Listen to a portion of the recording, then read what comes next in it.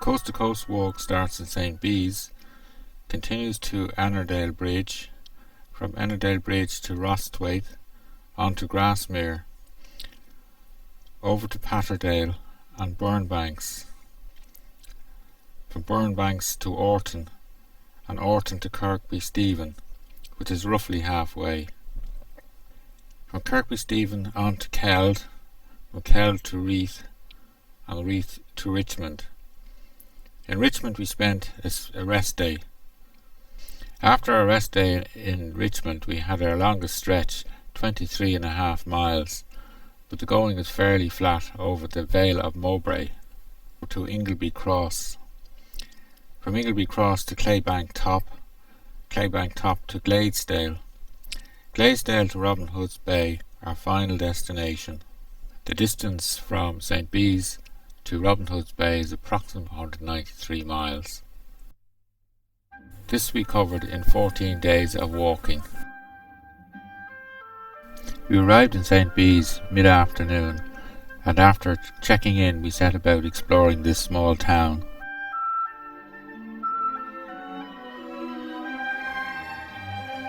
St. Bees is dominated by the church dedicated to St. Begga, and from where St. Bees gets its name.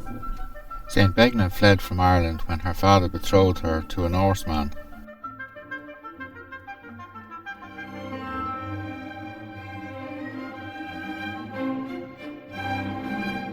Some of the stonework of the original church is still visible, as is the Great West Door and the arch dating 1160.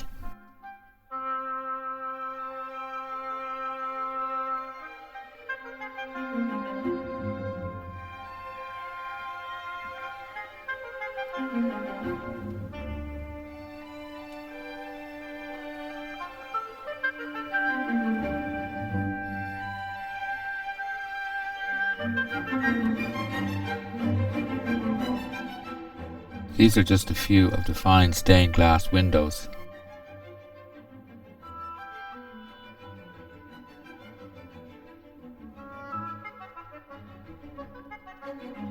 We wandered down to the sea to find the start of the Coast to Coast walk. It is customary to carry a small pebble from the beach at St. Bees and cast it into the North Sea at Robin Hood's Bay. Pebbles, Finian, not rocks. After a good dinner in the Queen's Hotel, we prepared for tomorrow's start of the Coast to Coast.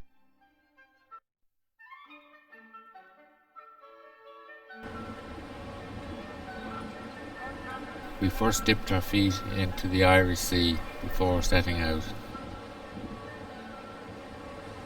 It's a bit early in the walk for Finian to go missing.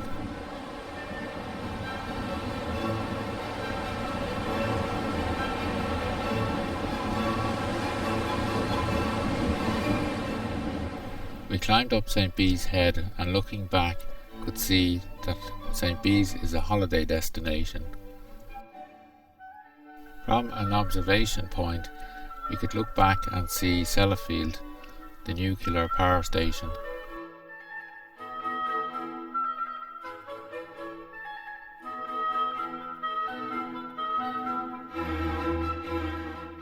We continued along the cliff tops at St. Bees Head, where we met our first fellow coast to coaster, Eric from Holland.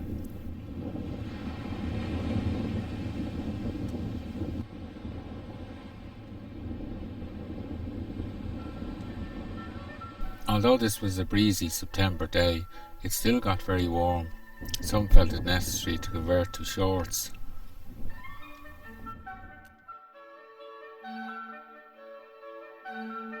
Just before Whitehaven we turned inland and passed this boat high and dry. This was our first view of the mountains of Lakelands.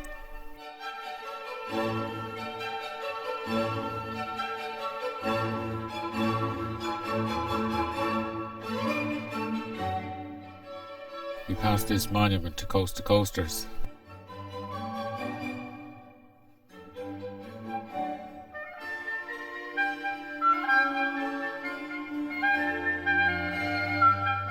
We had been looking forward to lunch in the 3 Tons, only to discover that it was closed and was for sale. We did find lunch in a little shop about 2 miles further on.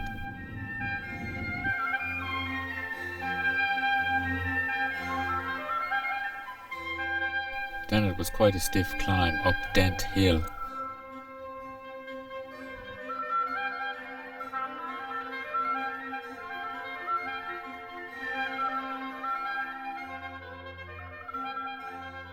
As you can see, we had magnificent views all around from the top. Well worth the climb.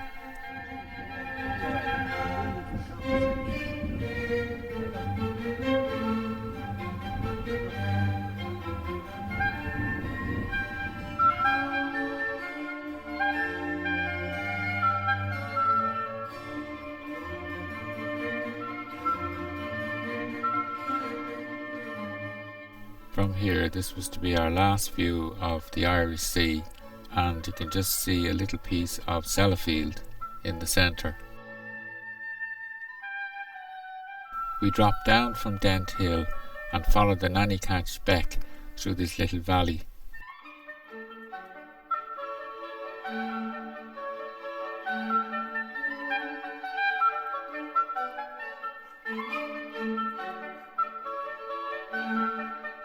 The valley opened out and we arrived at Ennerdale Bridge.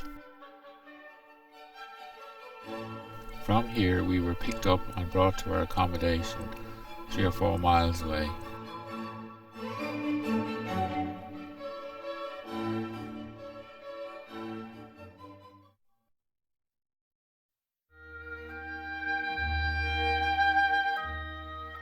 Next morning we dropped back to Ennerdale Bridge and we started our journey down the Ennerdale Water.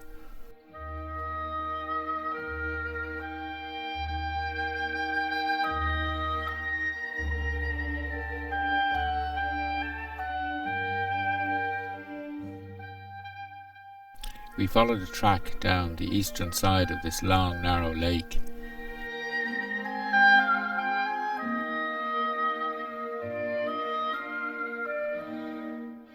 The track was rather difficult here as we passed Robin Hood's chair.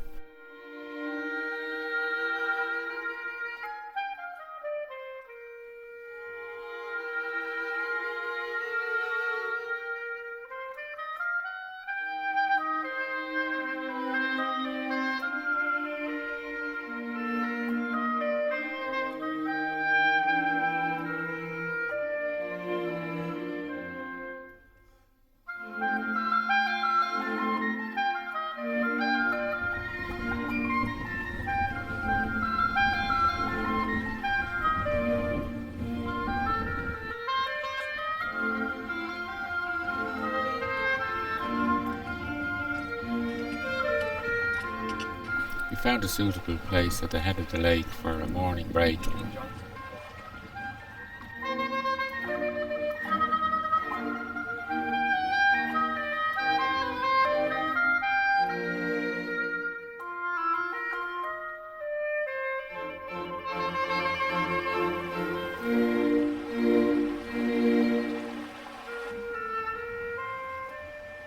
We crossed over the River Lisa and headed up this heavily wooded valley.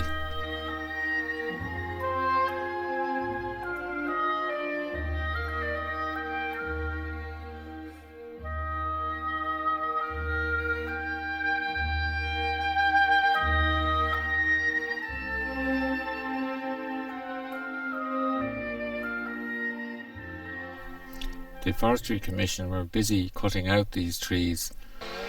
There had been controversy many years ago when the trees were planted, and now they were removing them to let the land go back to its natural state.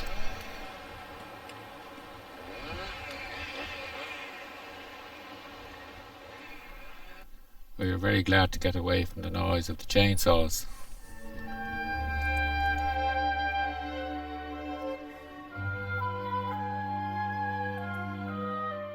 We eventually arrived in Blacksail Hut.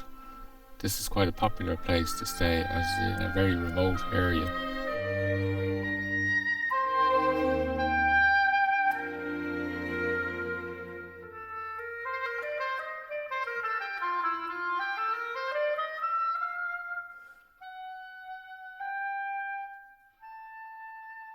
We were now in an area of very large mountains. We had Great Gable, Pillar, to name a couple. We had a very steep climb from Black Sail, and looking back over our shoulder we could see Black Sail Pass, which is on the way to Westwater.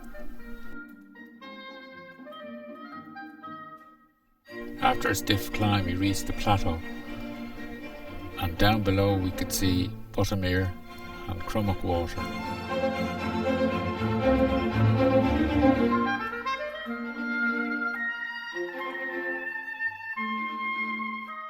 This is an area of slate mines, Honister, and this is an old tramway which we walked along before descending to Honister Pass. Across from us we could make out a number of mines dug into the mountainside. These were in steps, one above the other. The slate factory here is worked to a limited degree, but it is mainly a tourist attraction with a coffee shop. I came across one of these tigers in Scotland with Tom Kenny some years previous. This was carved into one of the slates, leaning against the wall. To hope is to risk despair. To try is to risk failure. But risks must be taken, because the greatest risk in life is to risk nothing. The person who risks nothing, does nothing, has nothing, is nothing, and becomes nothing. He may avoid suffering and sorrow, but he simply cannot learn, feel, change, grow, or love. Chained by his certitude, he is a slave, he has forfeited his freedom, and only the person who risks is truly free.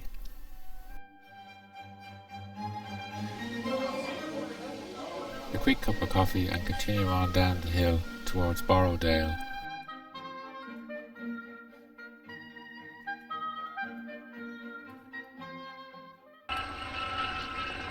We thought this helicopter was for us, but he passed us by.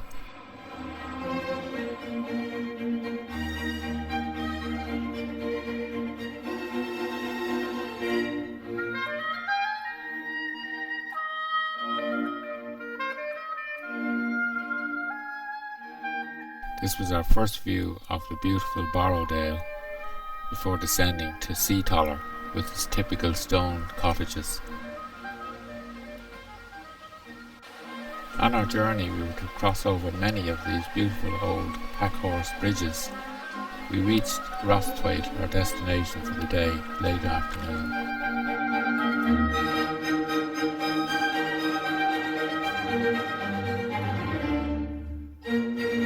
The next morning mist covered the hills and there was a fine, drizzly, wetting rain. It was definitely all rain gear on. The normal little stream, Stonefaith Beck, was a raging torrent from the previous night's rain.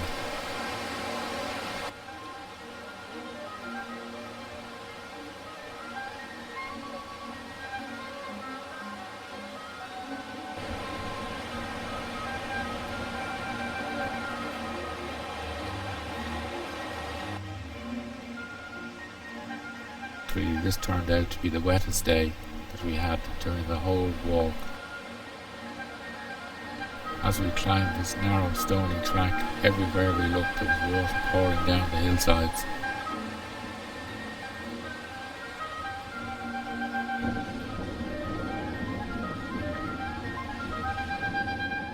As we climbed up to the mist to lining crag, the path became a little stream.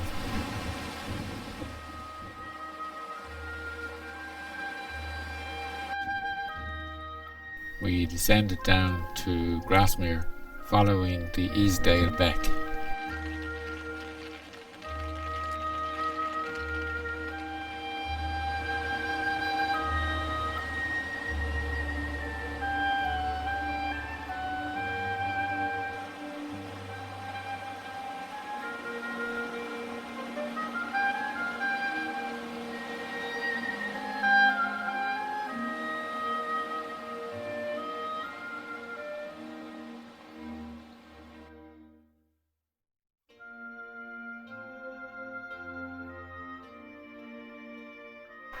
was not quite so wet this morning as we left our farmhouse accommodation and walked for a short distance along a very busy road. We turned off this road onto a small lane and ended up on this track at Tungill. We had a choice of routes here, and we took the left-hand one, which seemed to avoid a lot of streams coming in from the right.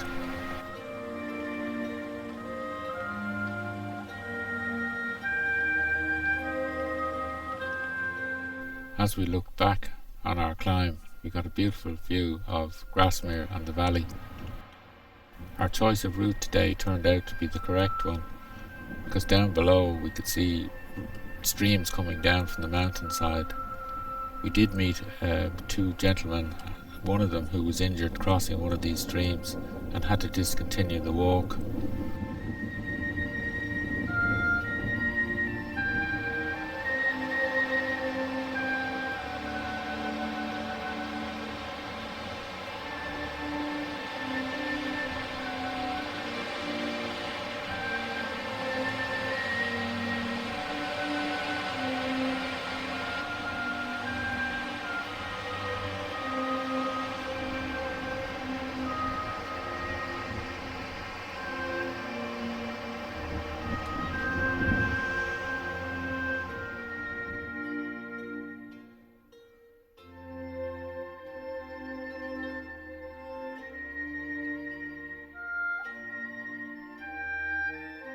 After quite a long hard climb, we reached Grisdale Tarn.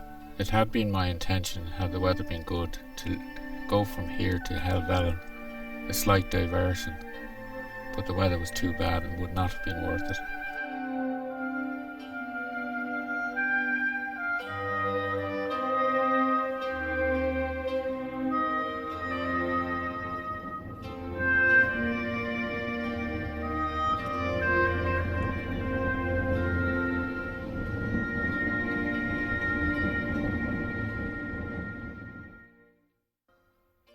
We followed this rather stony track down Grisdale, following the beck. Short stop at Ruthwaite climbing hut, with the beautiful waterfalls beside.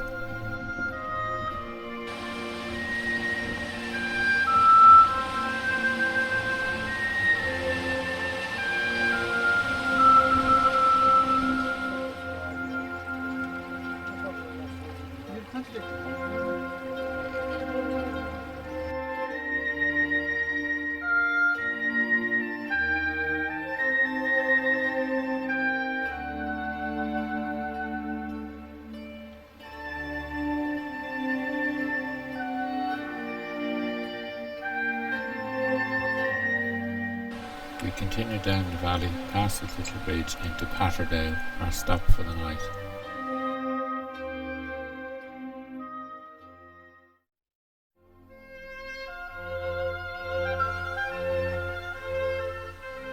This morning, no rain, as we looked out through our bedroom window.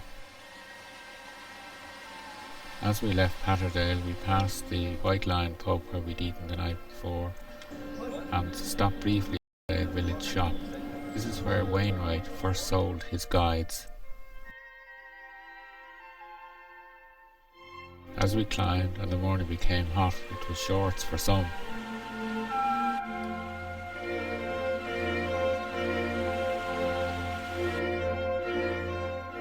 We left Patterdale far below as we climbed into these mountains. Today we would reach the highest point in the Wainwright, coast to coast.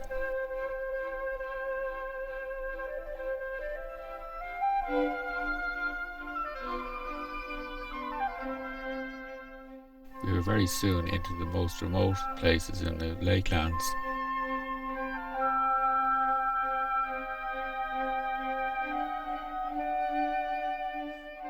Through a gap in the mountains you could see Brothers Water down below. Angle Tarn came in sight as we reached the top of the pass.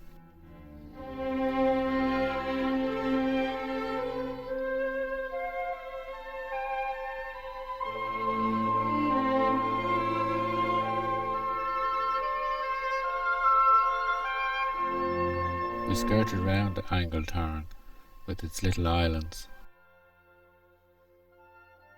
We met many other coast-to-coasters today. Maybe because it was such a lovely day, more people were out.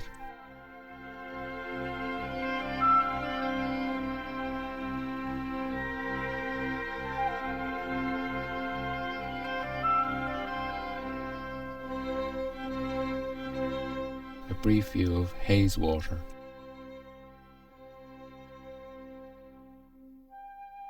It was around here where we followed another man who we reckoned was on the coast to coast. It proved that he wasn't, and we ended up on the wrong mountain. It was only a slight diversion onto Rest Dodd when we should have been on the Knot, but easily corrected.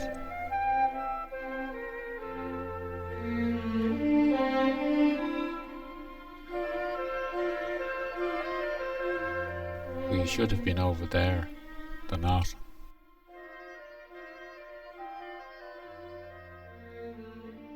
That's where we were, Rest Dodd.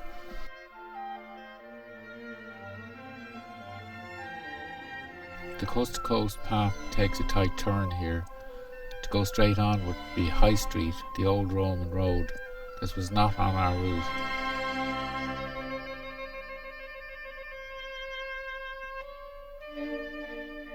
Kitstey Pike came into view, and at 780 metres, it's the highest point on the Wainwright coast to coast.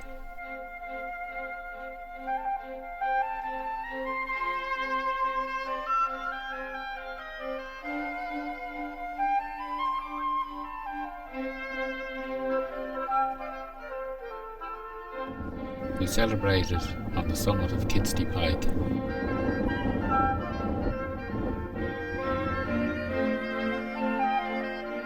We left Kitstey Pike and descended to Haweswater. Now, Haweswater was originally a lake, but it was dammed and is now a reservoir.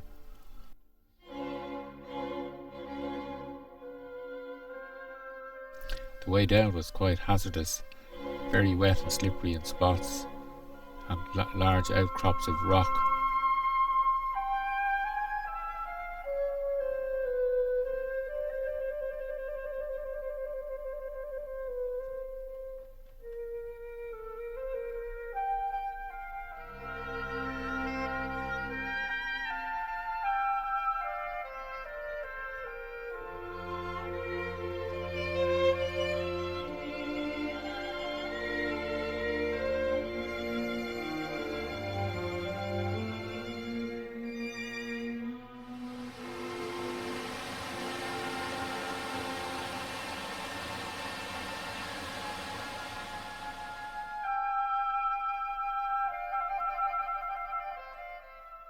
We followed an undulating path close to the lake.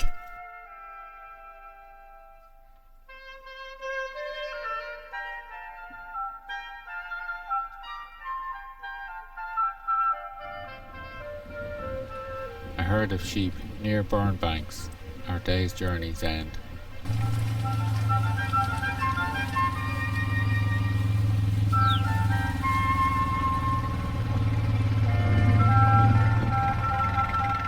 We stayed overnight in Bampton Grange, a tiny village a few miles from Burnbanks.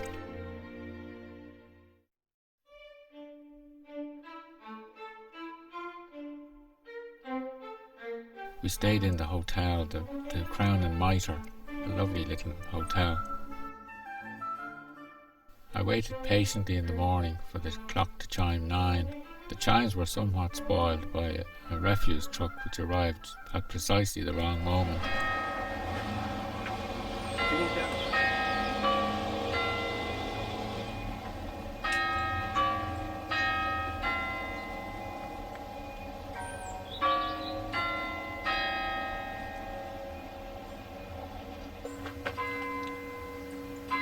Am I the last? Yes. Open.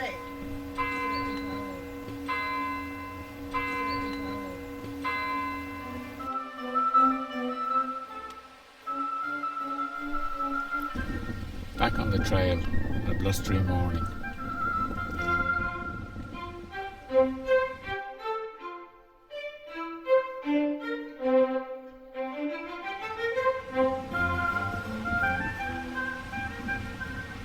it was showery as we headed for Shap and its famous abbey.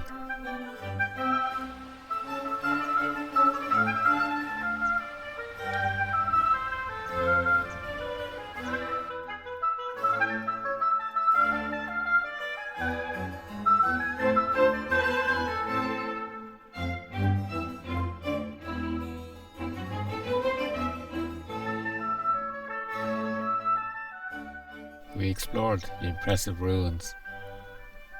Here are the monks' cells. The only occupants now are a couple of chickens sheltering in from the rain, maybe monks reincarnated. We left Shap and the lakelands behind and climbed onto moors.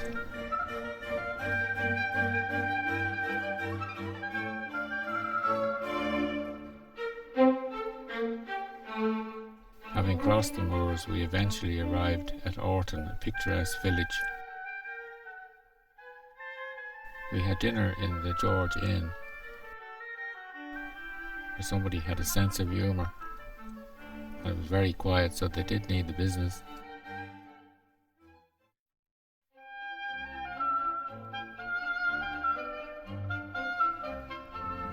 After a quick visit to the local chocolate factory, we left Orton the next morning.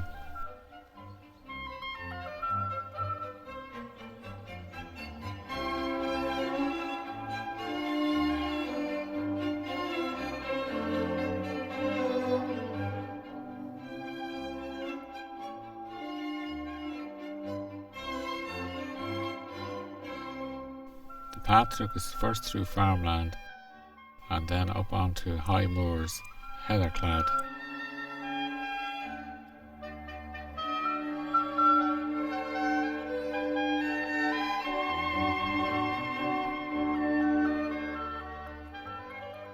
We walked for a short distance down this empty minor road and out onto Ravenstonedale moors.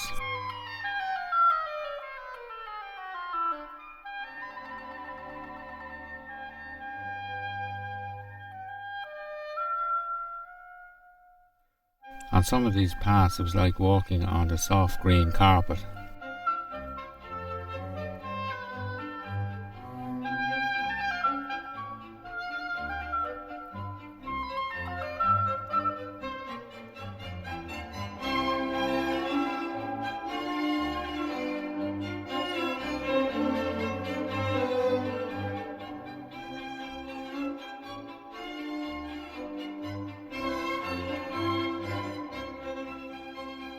We travelled along beside a dismantled railway down to Smaردale Bridge. Just downstream is the old railway viaduct, no longer used. It was quite windy now, and it started to rain, and the sheep were taking shelter in against this wall.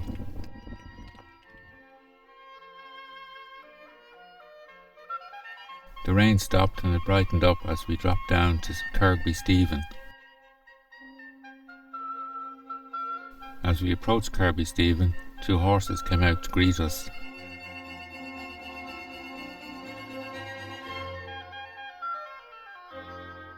We entered the old market town of Kirkby Stephen in late afternoon.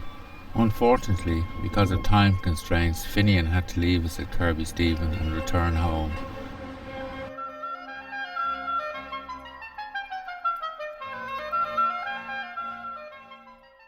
After weeping and wailing and gnashing of teeth over Finian's departure, Tom and I visited the local church, used by both Roman Catholics and Anglicans. A very sensible arrangement. As we climbed up into the hills, we passed these two vicunas. These two had been shorn for their very fine wool.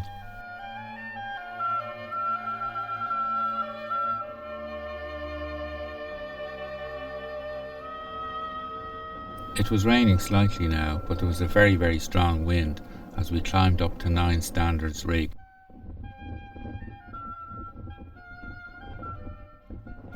It is not known why or by whom these peculiar shaped cairns were built. We sheltered behind these out of the wind for a while before descending across the moors a very bleak open stretch.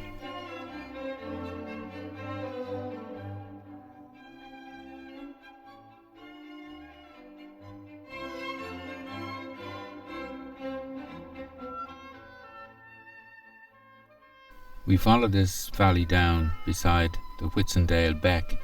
It was very boggy.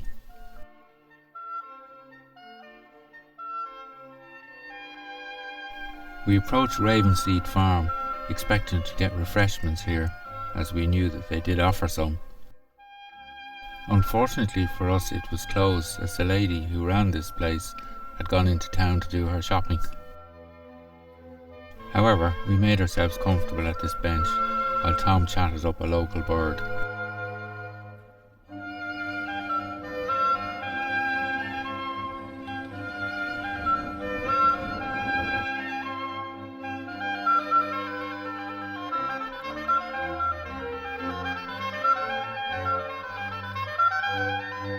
We followed the beck down to Swaledale and the River Swale.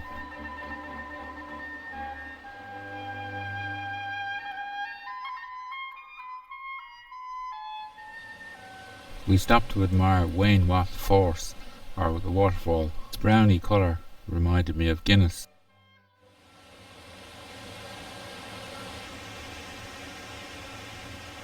We followed the swale down to Keld and stayed in this Keld Lodge, formerly a hostel but now has been upgraded. We had this nice view from our bedroom window, and a very comfortable bedroom it was.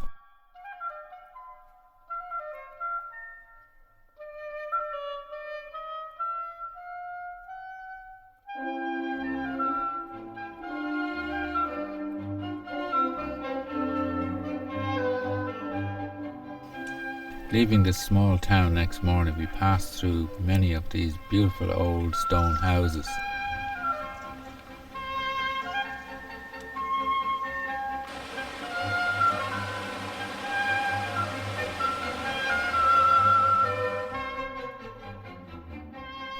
As we climbed up, we got beautiful views of Swaledale and the Swale River running below. A slight detour to Crackpot Hall. This was built by Lord Wharton in the 17th century for his red deer keeper. We were coming into mining country now, and these dreadful scars left in the landscape. There were signs of mining everywhere.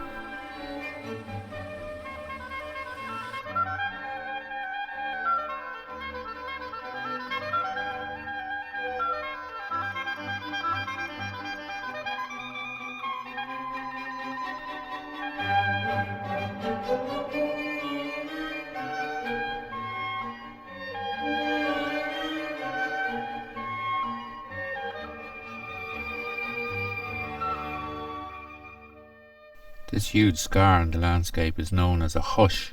When the miners decided where there was a seam of lead, they would build a dam at the top of the hill, and when it was filled with water, they would dynamite it and let the water run down and tear off the top surface, exposing the lead. But the damage to the landscape is really dreadful. It will be centuries, if ever, before this land recovers. We dropped down to Gunnerside Gill. These are remains of one of the largest lead mines in the area, Blakethwaite.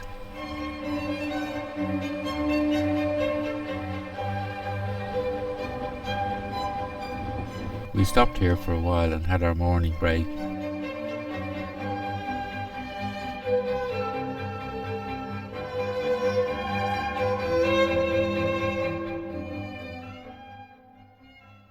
We followed this little path for a while up above the mines. Our guidebook advised us to go up here, although there was no sign of a track, but it proved correct. We reached a track at the top. Here at the top we found a vast area of mine waste and some old machinery abandoned.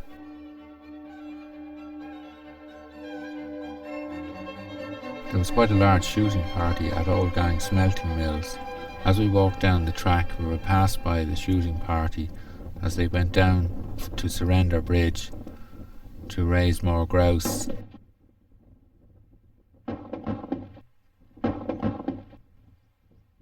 We We watched for a while as the dogs raised the grouse. We could hear many shots being fired, and occasionally we saw feathers fly.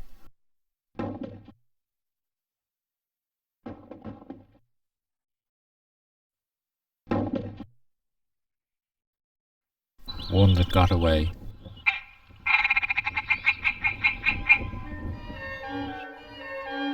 Past more ruins at Cringley Bottom.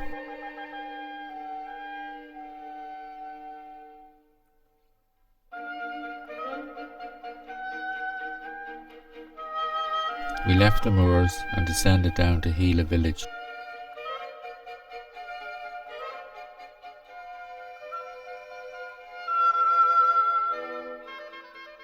We walked through pleasant pastures and arrived at the Swale.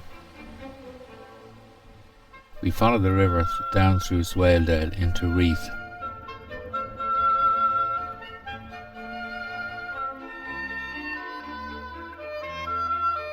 We sat here at the Book Hotel and had refreshments and watched the world go by. Reeth is a centre for the farming community. A large herd of cattle was driven through this small town.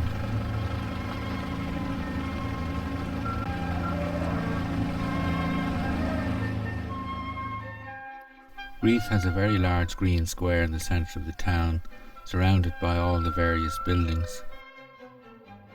Shops, pubs, ice cream parlours, you name it, all around the edge of Reeth Square.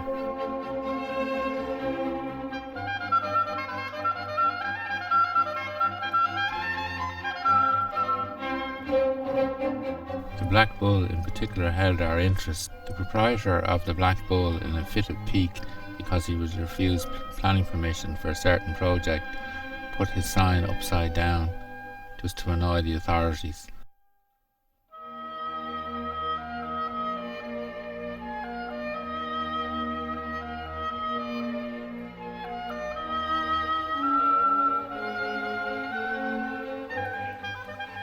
We left Reeth next morning, still following the Swale. It was a beautiful sunny morning as we walked along the riverbank.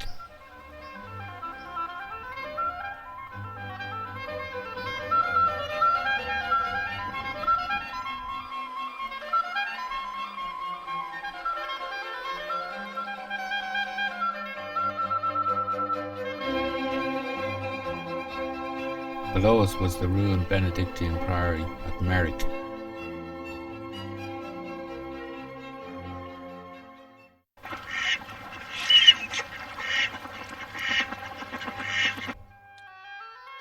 As our walk took place in September, it was the season of fruits.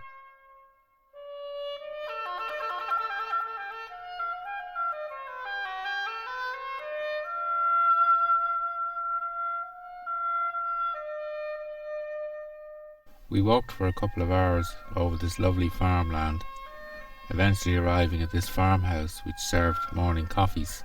This farm had the quaint name of Nun Coat Nook.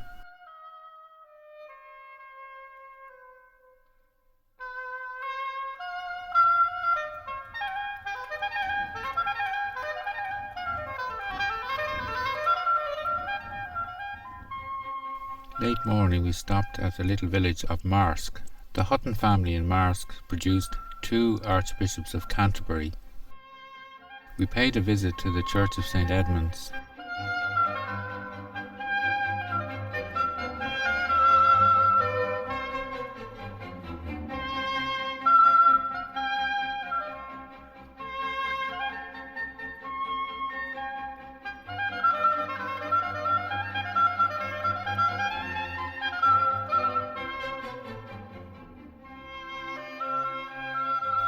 We continued across the fields from Marsk.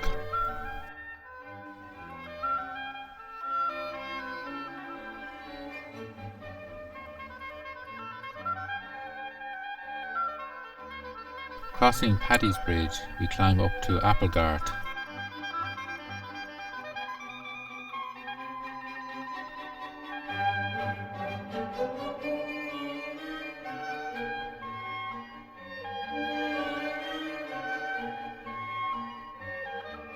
From Applegart we got our first glimpse of Richmond and out across the Vale of Mowbray.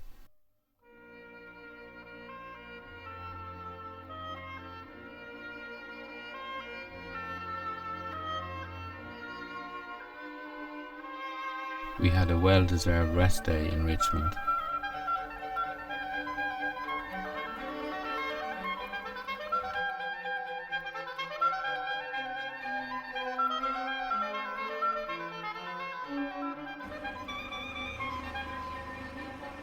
It was a very busy day in Richmond as it was market day, as we set about exploring the town.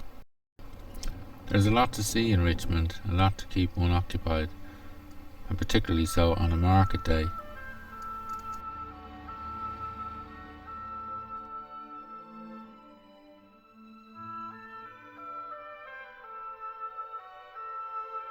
Here there are many weird and wonderful implements, their uses I wouldn't know.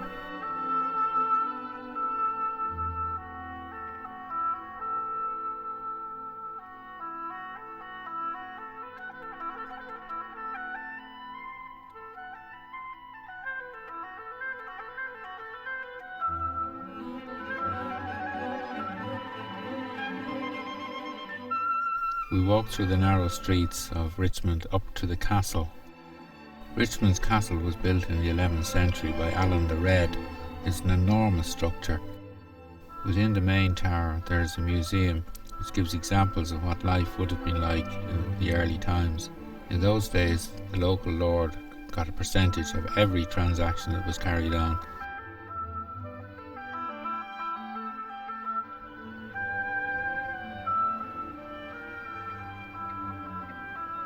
From the top of the tower one can get lovely views around the town and out into the far countryside. From here one can also get a good idea of the size of the castle. Tomorrow Tom and I would have to walk from Richmond to those far distant hills, 23.5 miles.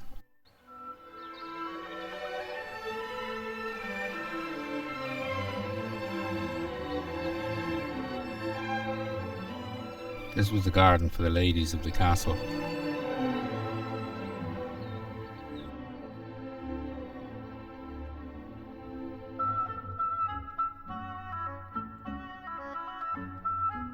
And the castle's huge chapel.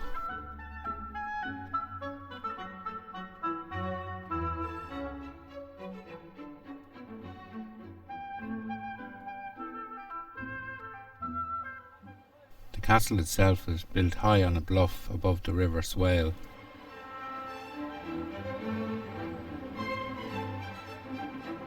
After lunch we took a riverside walk.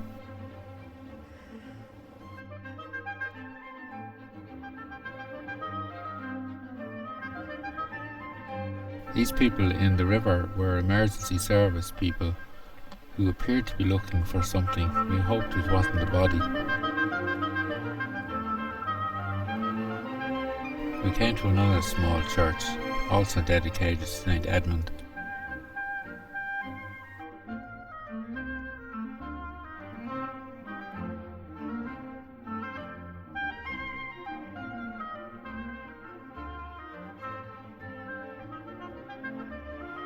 We spent a little while in the church going round, looking at the little organ and the drawings up on the walls.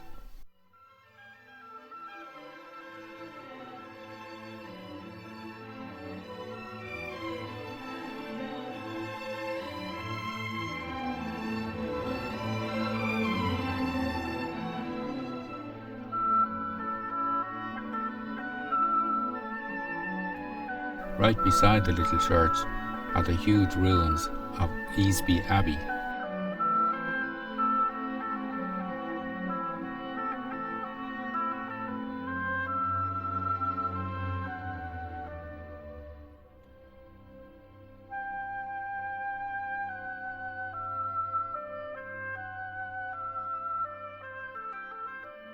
Today Tom and I would be tested. We had the 23.5 miles walk to do. We left Richmond about 9 o'clock and after some time arrived at Chatterick Racecourse. There appeared to be a caravan show or some such at the racecourse. We stopped for a short morning break opposite the wishing well in Bolton-on-Swale.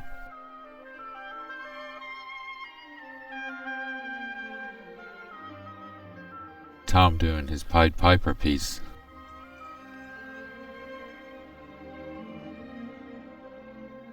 This part of the coast-to-coast walk across the Vale of Mowbray is very, very flat and not all that interesting. We stopped for our lunch break outside the White Swan in Danby Wisk, where we spoke to some other coast-to-coasters who had come a different way and walked 5 miles on the road. We came across these few sheep with white-tipped tails I had never seen before.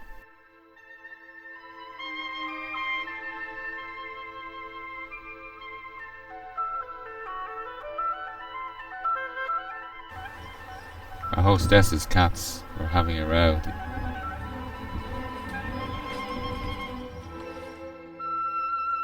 We did a quick tour of Ingleby Cross the next morning before leaving. This is the Bluebell pub where we had a special dinner the night before, and the community hall.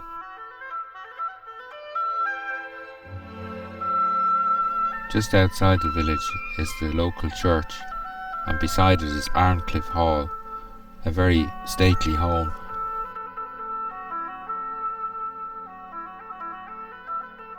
We climbed up through Arncliffe Wood with the views opening up behind us of the vale we had crossed the day before.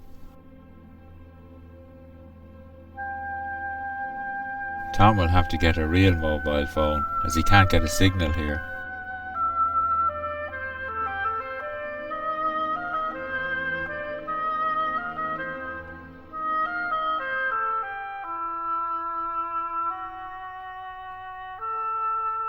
It was around here that the coast to coast joins the Cleveland Way and heads out across the moors.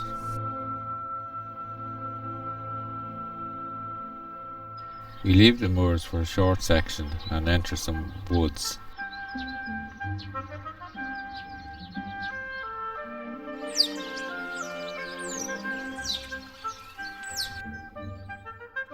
More autumn fruits.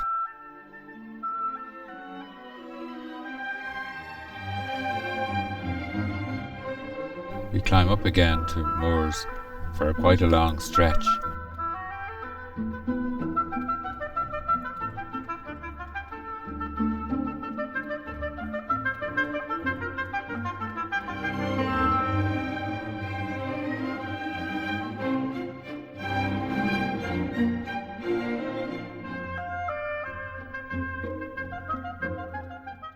We stopped a while at this memorial to Alec Falconer, a rambler.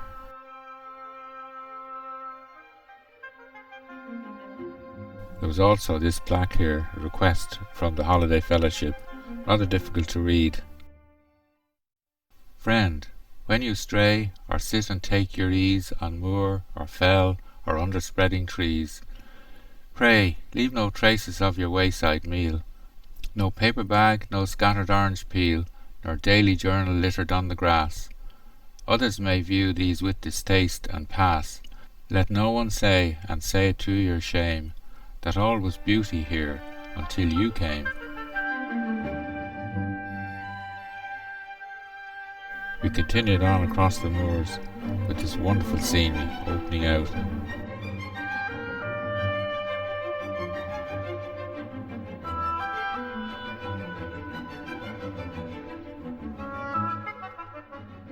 We stopped at Lord Stone's cafe for afternoon coffee. He seemed to be very keen on birds, but he wasn't so good at making coffee.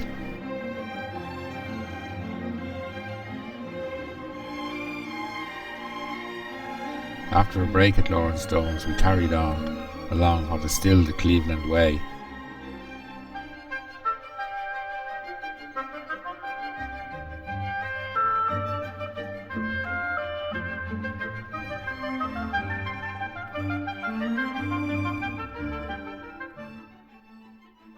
We came to the Wainstones, a jumble of huge rocks. The path takes us up and through these rocks, a bit of a scramble. These rocks are quite soft in composition, so many people over the years have carved their initials in them. After a longish day, we eventually reached Claybank Top, where we were picked up and brought to our accommodation in Orra, a couple of miles away.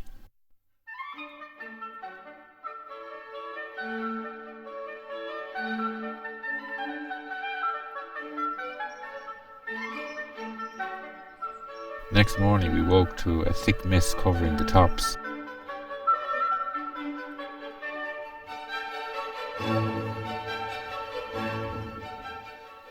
We came across pheasants and grouse who appeared not to want to fly. Perhaps it was something to do with the mist.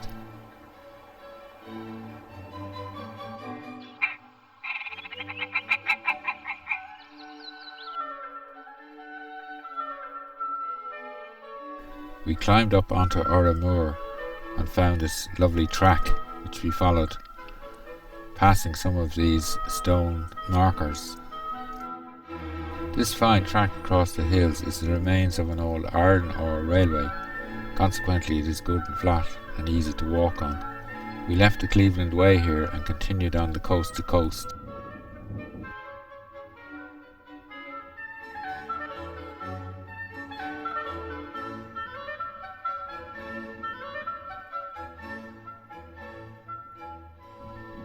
Crossing High Blakey Moor, we came within sight of the Lion Inn. The Lion Inn is a well-known resting place here, and the food is good. It's the only place for miles around, so it does great business.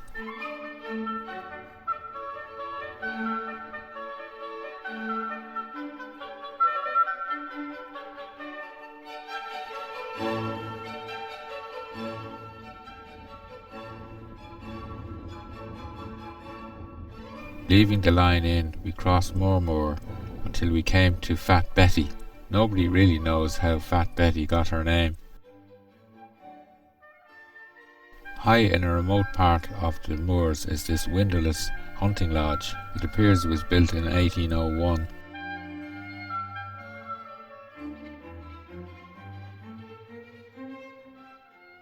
All across these moors, the grouse seem to be very tame.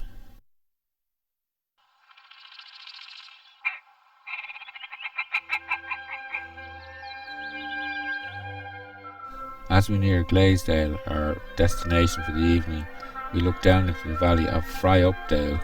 Perhaps the name Fry Updale is a good omen for this evening's meal.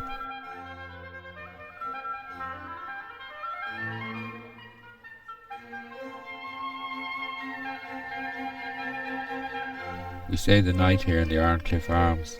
It says free house, but it wasn't free.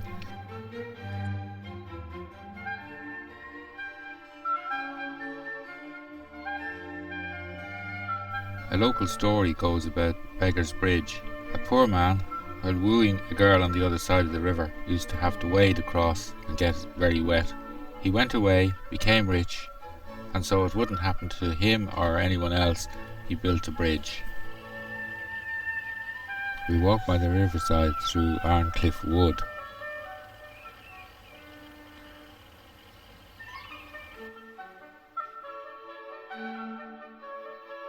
Path leads us past this old toll cottage.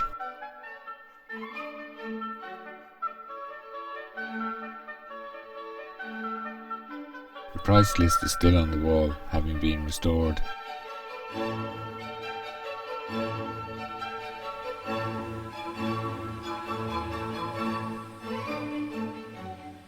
We stopped at the railway station in Gromont.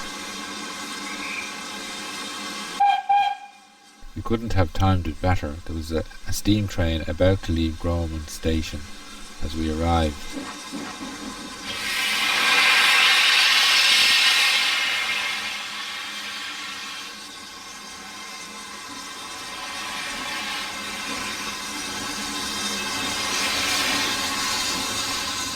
This railway is run on a commercial basis and has a regular train service, steam trains, between Whitby and Teesside.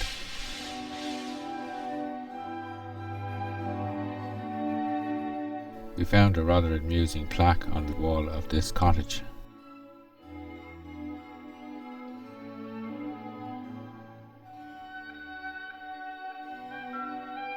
After a very steep climb, we came up onto moors again.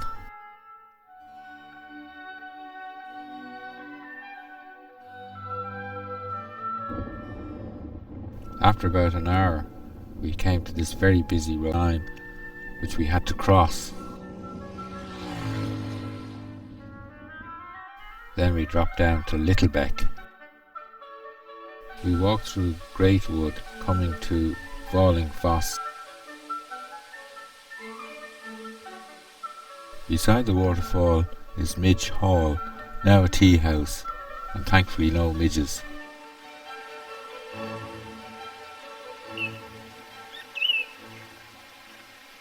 Tom shows us how to cross the stream without getting your feet wet.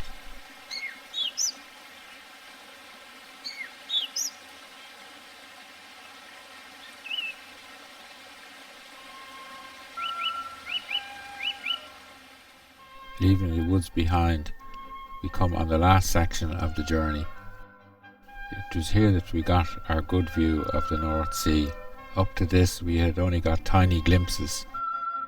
As we reached these massive cliffs, we came across the Cleveland Way again, and we followed the Cleveland Way along the cliff tops into Robin Hood's Bay. Suddenly, as we turned the corner, there was Robin Hood's Bay straight in front. We left our gear in the accommodation and made our way down to the sea.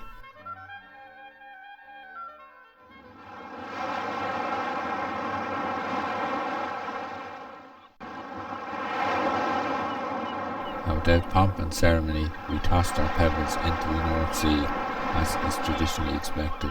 We had completed 193 miles of the coast to coast, the completion of an unforgettable journey.